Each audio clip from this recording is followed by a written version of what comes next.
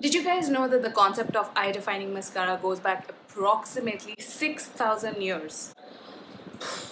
Right? If you're interested in knowing how mascara was invented and what Maybelline possibly has to do with it, continue watching this episode of History of Makeup series. Let's go. What is up, you guys? Welcome back to my channel, or welcome if you are new. Let me know how you found my channel in the comment down below. Today, we're going to do a deep dive into the world of mascara. In our first episode of History of Makeup series that I'm starting on this channel right here because it's fun and informative. And since mascara is my favorite makeup product, of course, this had to be the first video. No brainer. So I have my notes here because I can't possibly remember everything that I have researched. So I made some notes to sort of carry us through this video. So let's go back in time, like way back. So that's like 3500 BC in ancient Egypt when men and women actually groomed their lashes. I, I, I wouldn't mind that now also. They would use kohl, ointments and malachite stones to darken their lashes. I'll put up a picture of what that stone looks like. It's essentially, I think, a green crystal or something. And imagine going through all of that work just to darken their lashes. That sounds fun. So this trend later on apparently turned into a sign of chastity for the Roman women. So they would use coal, burnt cork, rose petals, date pits, ashes and soot to care for their lashes. That sounds like so much work. I mean, I don't think it's just us now who go through all of that effort to look this pretty. And I'm just kidding. But I'm just saying that, it's like an ancient old routine to like do all of this, your hair, your lashes, your face. It's not new. I don't know why people keep hating on it. People have been doing it for literally like decades and eons. Anyway, so in the medieval times, apparently women didn't care for dark lashes, so they would just ideally try to conceal them and their eyebrows to make their forehead look bigger. That was the trend then. Um, Sounds interesting. But then again, the trend comes back. Between 1533 to 1603, women started dyeing their eyelashes red using crushed berries and soot because they were inspired by Queen Elizabeth's reddish golden hair. I mean, that's called setting a trend, isn't it? So let's move on from 1603 to the fun part, which is the 19th century when.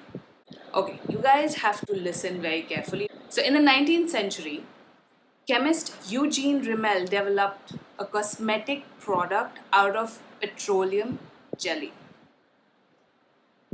Make a note, which little did he know would like literally blow up the beauty industry and make it what it is today.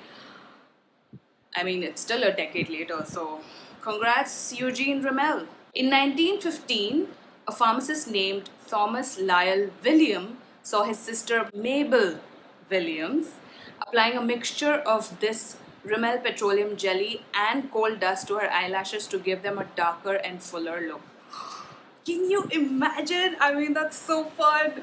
Okay, so naturally, being like a good brother that he was, I'm assuming, he decided to use his chemistry skill set to make a product that would actually sort of um, make it easier for her to, instead of mixing two things and trying to like put them on her lashes or whatever.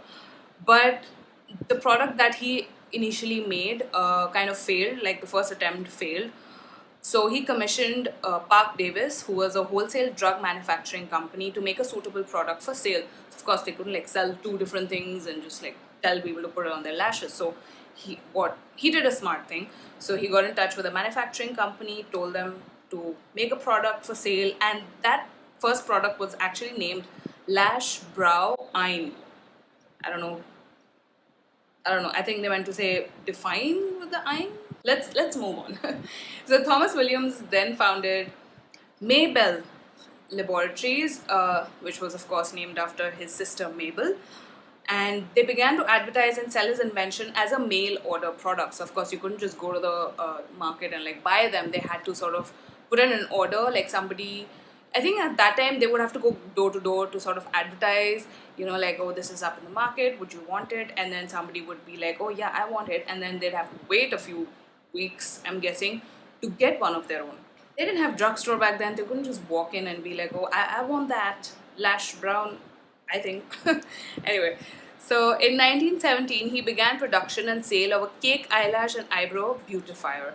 That sounds fun. This new product was named, can you guess what it meant? The new product. Can you guess what it was called?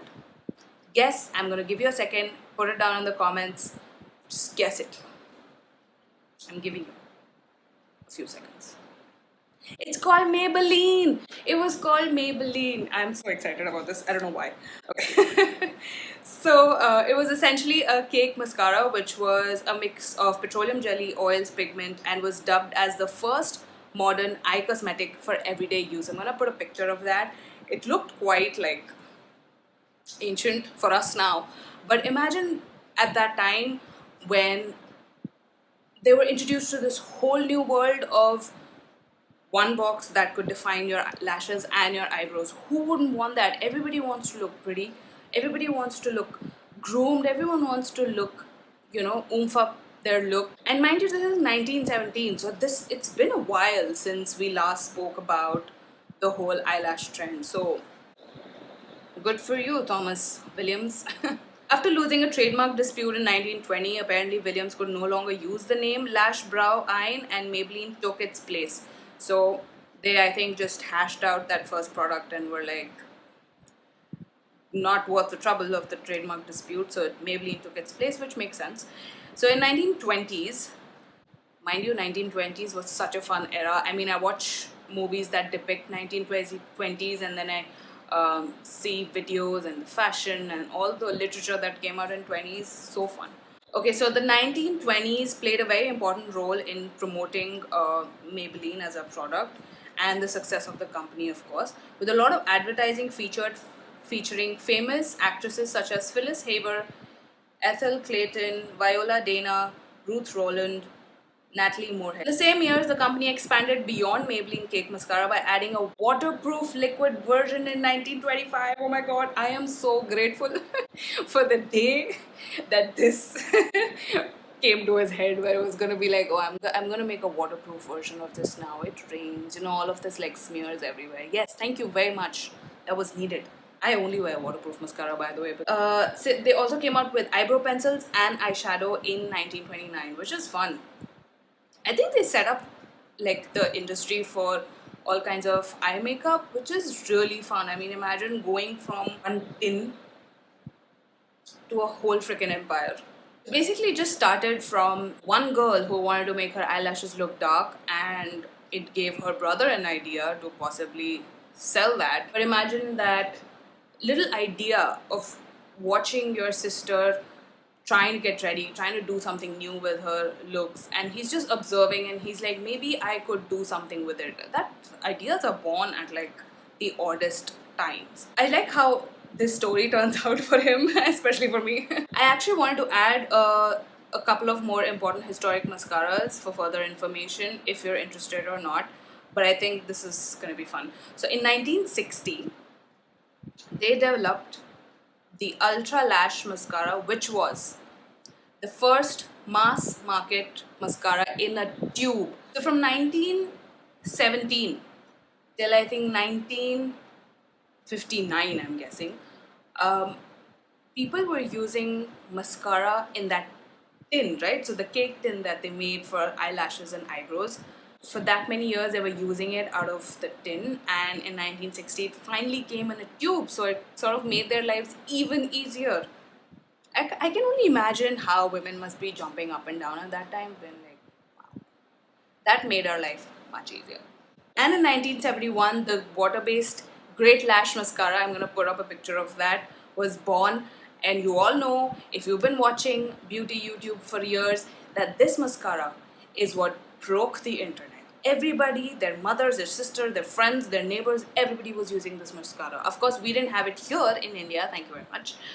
But for everybody that I saw on YouTube, they were all using it, and they had nothing but good things to say about it. And I think people are still buying till, I don't know if they still have it or they discontinued it. I'll let you know on the screen. I'm pretty sure they still have it. I mean, you can't discontinue something that's a historic product. So after that, they just kept making the best of mascaras because their quality and formulas and wands and styles are absolutely gorgeous. I mean, I can say this as a customer and somebody who buys makeup like there's no tomorrow, but also as a very loyal mascara buyer, I have tried multiple brands, and I don't think it matters. It does matter to a certain degree as to how the length of your lashes, like how much mascara you need to put or what kind of mascara you need to put. But if you have really thin, like small lashes, of course, a lot of mascara isn't going to show. But that's a different story. Like for somebody like me who's had decent lashes for a very long time, I feel like mascara really changes the look of my face, like I can go without anything else on my face, but without mascara, I feel like I look weird for some reason. I don't know why. But after doing so much research and trying out so many different mascaras and everything, I did happen to narrow it down to Maybelline because they do have the best mascaras. And after I did this research, now I know why they have the best mascaras, because they've been doing it for decades, right? So they know what they're doing. That's why their formulas are perfect. They have different kinds of wands for every kind of eyelash now, like the length, the type, how dense your eyelashes are. I finally narrowed it down to Maybelline as a brand from where I would get my mascaras all the time. So few of my favorites are the Sky High, which is a fairly recent launch, of course, because it's like God's invention or something. I don't know. It was the best freaking mascara in the world. Also, their Lash Sensational, the waterproof one, amazing. It does wonders for my eyelashes. I love it. I think these two are my absolute favorite. I may be missing out on one or two that I have tried in the past. I'll put them up on the screen and in the description box down below so you can see which ones I'm talking about. I mean, if you're living under a rock and you don't know what I'm talking about, you need to get out of that rock. There are like good things happening up here. Okay, so a few more things that I want to talk about. And in 1996, apparently the company was acquired by L'Oreal, and in 2001 it became Maybelline New York. So, but I don't think that really hampered the ability of their mascaras.